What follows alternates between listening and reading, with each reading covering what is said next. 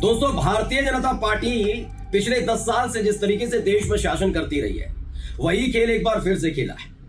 अभी हाल में हालात ये पैदा हो गए थे कि बीजेपी विपक्षी पार्टी के नेताओं के पिच पर आकर खेल रही थी। यही एक वजह है, ये आपने देखा कि 303 सीटों से 240 सीटों पर बीजेपी सिमट गई। लेकिन अब एक ऐसा दांव चला गया है कि अब विपक्ष फिर से बीजेपी की पिच पर आकर खेल रहा है और इसी ने भारतीय जनता पार्टी को बड़ा मजबूत कर दिया है। आज मैं आपको दिखाने जा रहा हूं कि अगले साल जहां बिहार में विधानसभा चुनाव होने जा रहे हैं, वहां पर गिरिराज सिंह जो मोदी सरकार में मंत्री भी हैं और बेगूसराय से बीजेपी के सांसद हैं, उन्होंने हिंदू स्वाभिमान यात्रा निकाली। आरजेडी इस बात पर खुश चल रही थी, यूं कहा जाए लालू प्रसाद यादव का परिवार, उनकी पार्टी इस बात पर खुश थी कि बीजेपी के सहयोगी नीतीश कुमार की पार्टी जनता दल यूनाइटेड ही गिरिराज सिंह की इस यात्रा का विरोध कर रहे हैं। लेकिन जल्दबाजी में तेजस्वी यादव ने एक ऐसा बयान दे डाला है जिससे साफ जाहिर होता है कि बिहार विधानसभा चुनाव में आरजेडी का क्या हश्र हो सकता है। नमस्कार, मैं हूं प्रज्वल गौतम और आप देख रहे हैं खबर चौक। आपको मालूम ही होगा, जब कहा जाता रहा कि भाई राहुल गांधी फेल क्यों हुए, कहते हैं ना राहुल गांधी फेल हुए। क्यों फेल हुए? दरअसल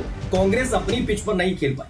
उसने हमेशा खेला तो बीजेपी की पिच पर खेला, मोदी शाह की पिच पर खेला और हर एक मुद्दा जो वो चाहते थे मोदी शाह उसी पर ले आते थे कांग्रेस पार्टी को। यही एक वजह है कि हर जगह मात खानी पड़ी थी कांग्रेस पार्टी को।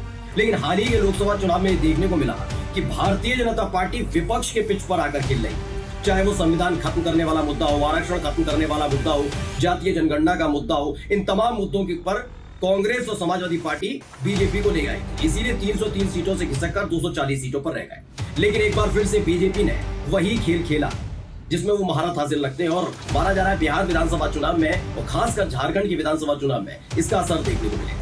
बिना देर किए पहले मैं तेजस्वी यादव का एक बयान सुनाने जा रहा हूं। उस बयान को सुनने के बाद आप समझ जाएंगे कि आने वाले झारखंड के विधानसभा चुनाव जो 13 नवंबर और 20 नवंबर को, और साथ ही जो बिहार विधानसभा चुनाव होंगे अगले साल, उसमें क्या होगा। पहले सुनिए क्या कुछ कहते हैं तेजस्वी यादव।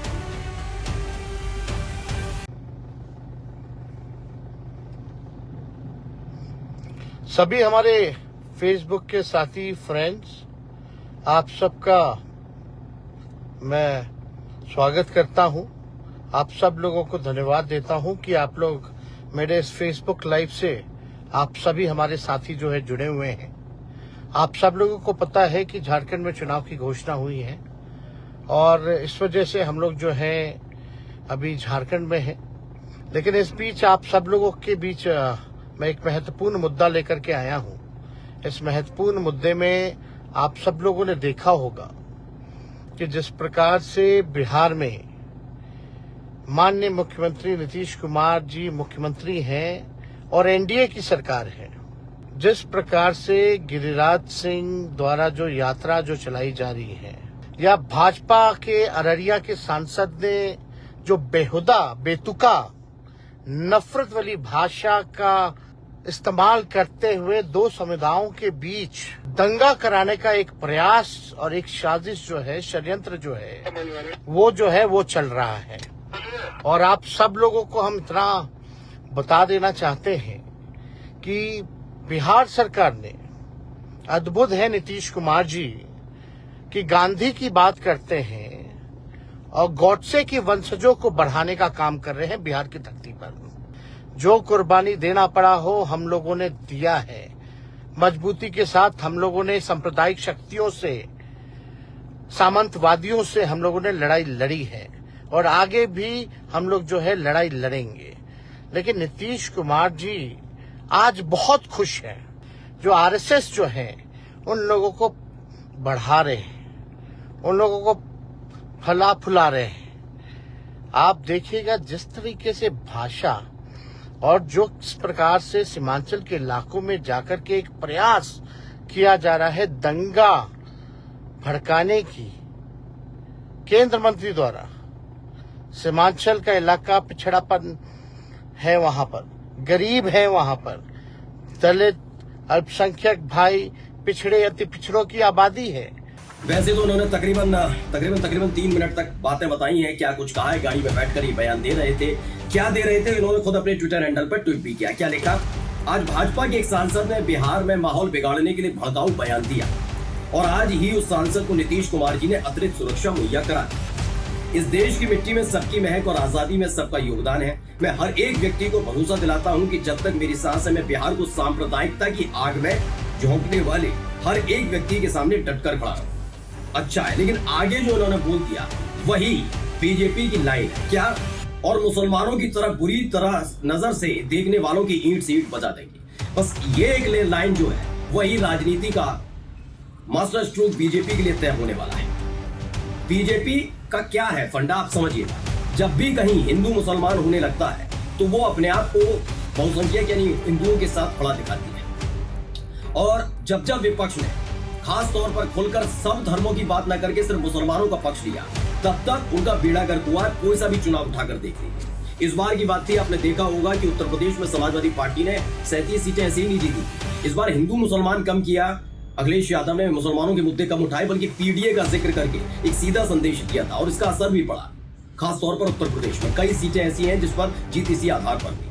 लेकिन इस बार जब हिंदू स्वाभिमान यात्रा गिरिराज सिंह की निकल रही थी, लगने लगा था कि एक बड़ी बगावत हो सकती है। इसी बीच तेजस्वी यादव का आपा खो जाना, मैं इसे आपा खो नहीं कहूंगा, अगर थोड़ा भी इनके अंदर सहन शक्ति होती तो अपने बयान को यहीं तक रखते कि मैं सांप्रदायिकता की आग में बिहार को झोंकने नहीं दूंगा और डटकर खड़ा रहूंगा। लेकिन मुसलमानों का जिक्र करके इन्होंने साबित कर दिया कि हिंदू स्वाभिमान यात्रा जो गिरिराज सिंह निकाल रहे हैं वो अब दो हिस्सों में बटी हुई। एक तरफ क्या है, मुसलमानों का हित लेने वाली विपक्षी पार्टी, और दूसरी तरफ बीजेपी। इसलिए बीजेपी ने कोई बड़ी कार्रवाई अब तक गिरिराज सिंह पर नहीं की, जबकि जनता दल यूनाइटेड के जो एमएलसी है खालिद अनवर, उन्होंने गिरिराज सिंह को बाकायदा चुनौती भी दी थी।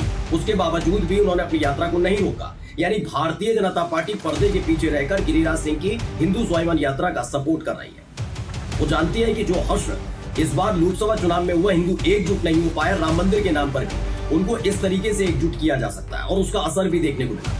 पहला बयान क्या है मैं आपको बता देता हूं। खबर है, पहले दैनिक भास्कर की खबर देखिए। खबर है दैनिक भास्कर की, उसमें लिखा है कि प्रभात खबर की माफी चाहेंगे, अररिया में रहना है तो हिंदू बनना होगा। गिरिराज की यात्रा सिंह की यात्रा में भाजपा सांसद का पूरा फरमान सुनिए। अररिया सांसद प्रदीप कुमार सिंह ने गिरिराज सिंह की यात्रा में ऐसा बयान दे दिया है जो विवाद का विषय बना हुआ है। पहले मैं वो बयान आपको अब सुनाने जा रहा हूं कि क्या कुछ कहा अररिया के सांसद है प्रदीप सिंह ने। बयान सुनिए उनका।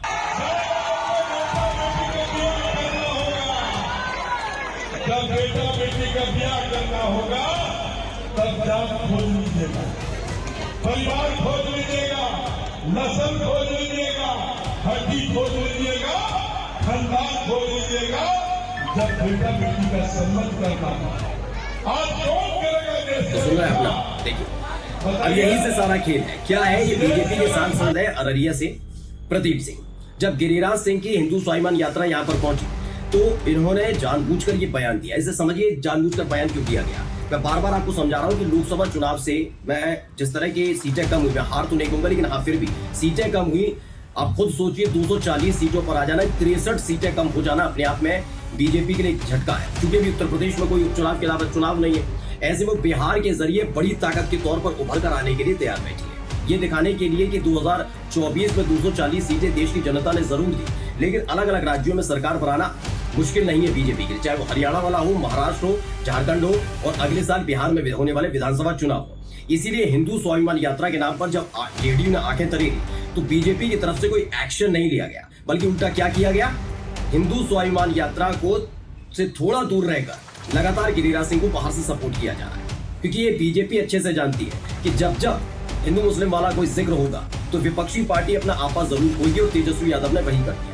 अब जब तेजस्वी यादव सांप्रदायिकता की आग में न झोंकने वाला बिहार का बयान देते नजर आते हैं, तब तक सब सोचते हैं कि चलिए हिंदू मुस्लिम होने से बचाना चाहते हैं तेजस्वी यादव, लेकिन जब खोलकर वो मुसलमानों का जिक्र करके कहते हैं कि मुसलमानों के खिलाफ कोई बोलेगा तो हम डटकर खड़े हो जाएंगे, इससे कहीं ना कहीं हिंदू जो वोटर्स हैं उनके अंदर जाता है ये पार्टियां मुसलमान हितैषी, और यही बीजेपी चाहती है। यानी हिंदू स्वाभिमान यात्रा जिस उद्देश्य के साथ, जिस मंसूबे के साथ बीजेपी ने निकाली थी, कहा जाए बीजेपी ने गिरिराज सिंह ने निकाली थी, वो मंसूबा पूरा होता हुआ नजर आता है।